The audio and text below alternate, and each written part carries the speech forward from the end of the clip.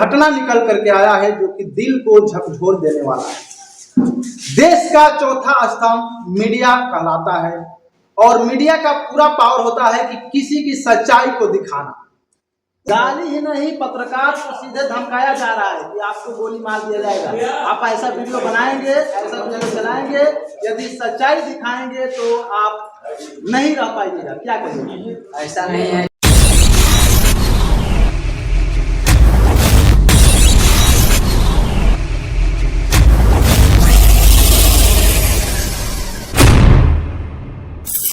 तो नमस्कार साथियों, आप देख रहे हैं पब्लिक की बात। पब्लिक की बात में आप सभी का स्वागत है। मैं हूं सुरेश सागर। जैसे कि मैं बता दूं कि एक घटना निकल करके आया है जो कि दिल को झकझोर देने वाला है। देश का चौथा स्तंभ मीडिया कहलाता है और मीडिया का पूरा पावर होता है कि किसी की सच्चाई को दिखाना। उस सच्चाई को दिखाते वक्त किसी मीडिया को किसी ने धमकी दे डाली है। इसी पर हम चर्चा करेंगे और जो मीडिया को धमकी मिला है वो हमारे साथ हैं, मौजूद हैं। उनसे हम बातें करेंगे कि वाकई क्या मैटर है, किस मामला को लेकर के जो है कि इनको धमकी पर धमकी दिया जा रहा है। सबसे पहले आपका स्वागत है। नमस्कार, प्रणाम। जितने भी आपके ऑडियंस है उनको हम दिल से धन्यवाद देना चाहेंगे, इसलिए कि जिस तरह से एक पत्रकार को दिन दहाड़े जान से मारने की, गोली मारने की धमकी दी गई है, जाति सूचक गाली दी गई है। इस वीडियो को ज़्यादा से ज़्यादा शेयर कीजिए ताकि पत्रकार पर उठ रहे इस तरह का आतंकवाद को सरकार और प्रशासन संज्ञान में ले। मेरा सवाल है कि आप किस मैटर को लेकर के जो है कि आपको धमकी मिला है, यानी कि कौन सा मैटर आप शो किए थे, कौन सा मैटर दिखाए थे जिसके जो है कि दरमियान आपको धमकी पर धमकी मिल रहा है? देखिए सर, मैंने अभी तक जो भी वीडियो बनाया है मैंने जमीनी स्तर से बनाया है, सच दिखाने की कोशिश किया है। मेरा 2 वीडियो विवादित रही।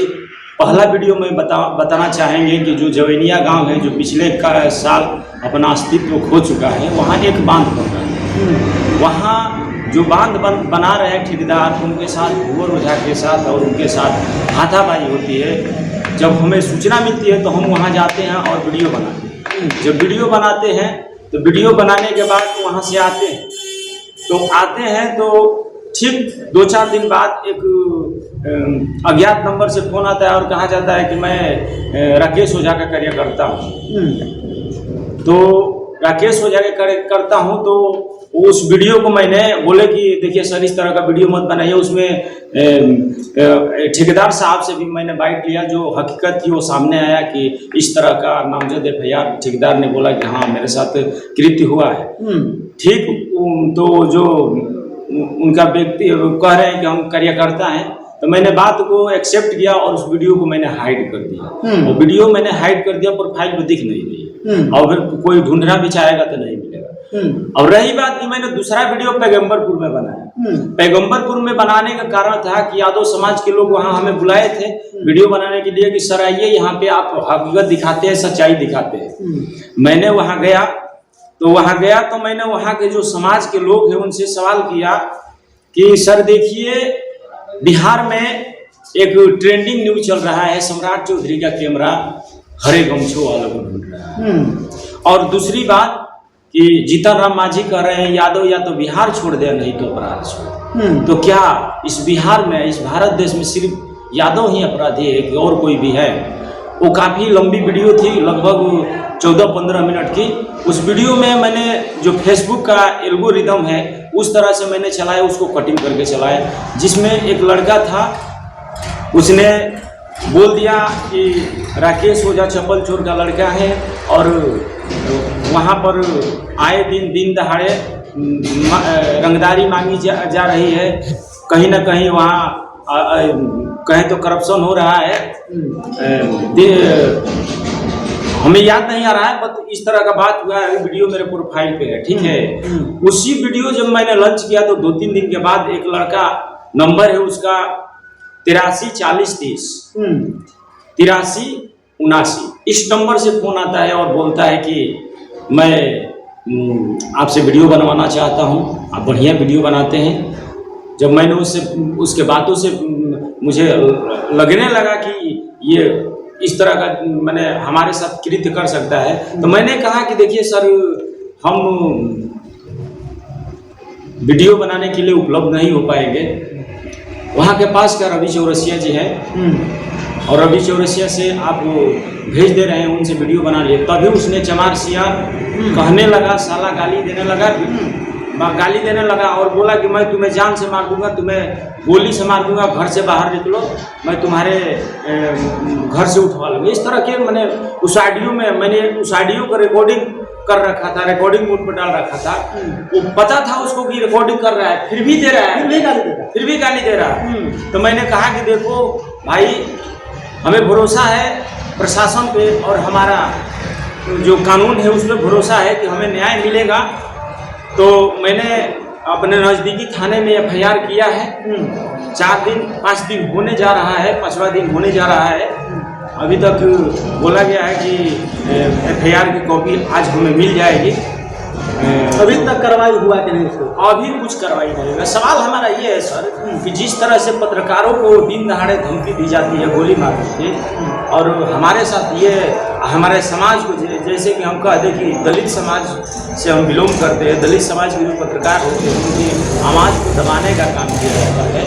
और यहीं पे सम्राट चौधरी को किसी अज्ञात नंबर से फोन किया जाता है और धमकी दिया जाता है, वो व्यक्ति 24 घंटे में गिरफ्तार हो जाता है। लेकिन हमें अभी तक न्याय क्यों नहीं मिला है? प्रशासन से और सरकार में बैठे लोग से हमें सवाल तो बनता है, क्योंकि सम्राट चौधरी कहते हैं कि हमारे जो है कि राज्य में शासन अनुशासन इतना टाइट कर दिया गया है। बहुत सारा उनका वीडियो वायरल होता है, दिखाया जाता है कि प्रशासन इतना टाइट है, अलर्ट है, यदि कोई किसी भी प्रकार का हरकत करता है तो उसे तुरंत गिरफ्तार कर लिया जा रहा है और उस पर तुरंत एक्शन हो रहा है। लेकिन इस पत्रकार को, जो कि भारत के चौथे स्थान कहलाते हैं, पत्रकार वो आईना है जो कि सच्चाई दिखाने का काम करते हैं, और उनको दिन दहाड़े गोली मारने का धमकी मिलता है, फिर भी अभी तक सरकार जो है कि चुप्पी साधी हुई है।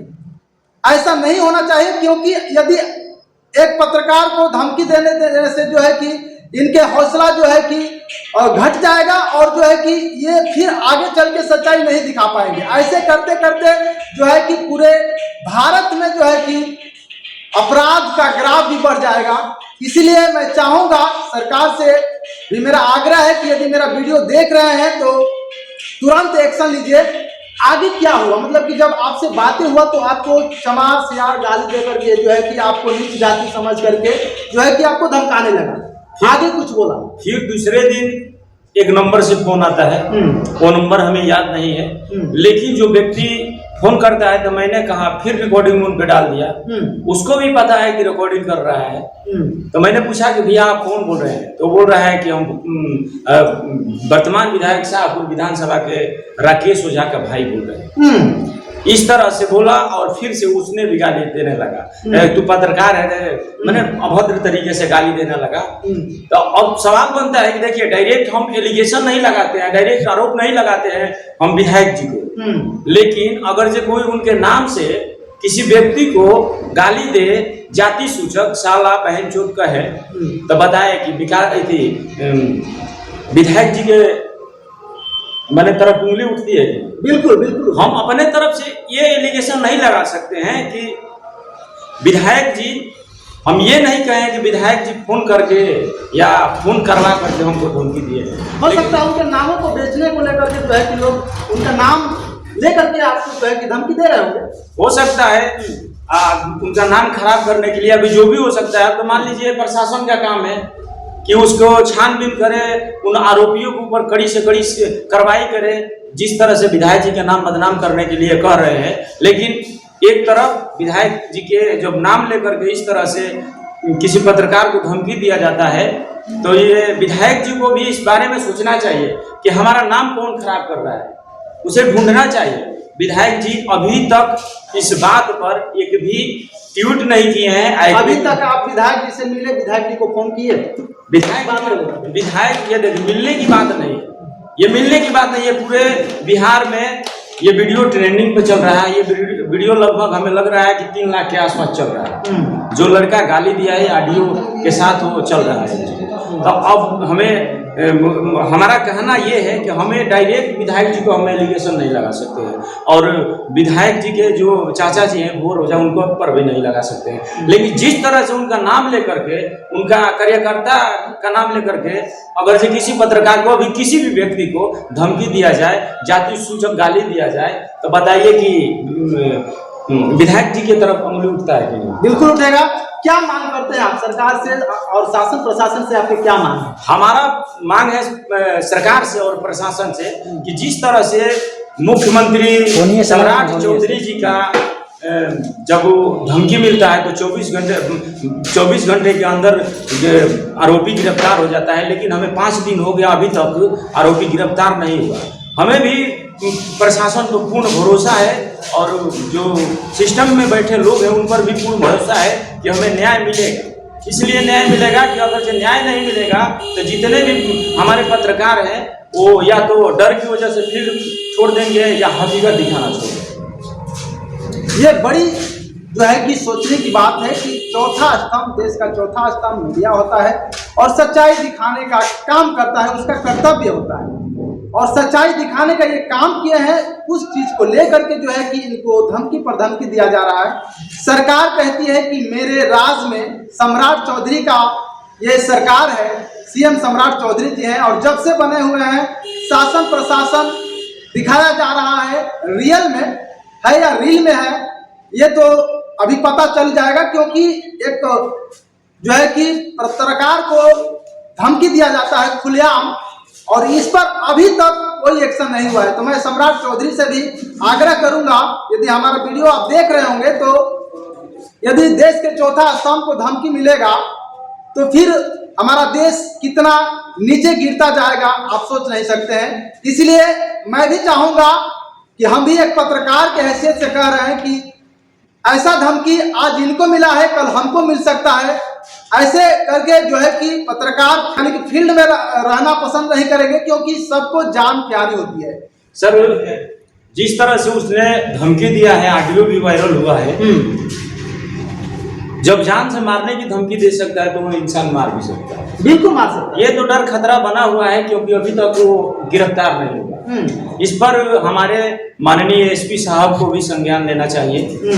हमारे जो बक्सर का डुमराव का डीएम साहब है उनको भी संज्ञान लेना चाहिए, डीएसपी साहब को भी संज्ञान लेना चाहिए। मिस्टेक से हमें कह दिया डीएम साहिबा जो है उनको भी इस बात को संज्ञान लेना चाहिए ताकि हमें न्याय मिल सके। एक बात हम और कहना चाहेंगे, इस सोशल मीडिया के माध्यम में आए दिन हमारे कमेंट बॉक्स में अब किसी भी पत्रकार के कमेंट बॉक्स में जाकर के असामाजिक तत्व और आतंकवादी लोग कुछ भी लिख करके गाली बक के चले जाते हैं। दो ही चीज होता है पत्रकार के लिए, एक पक्ष होता है एक विपक्ष होता है। दो ही चीज होता है दिखाने के लिए।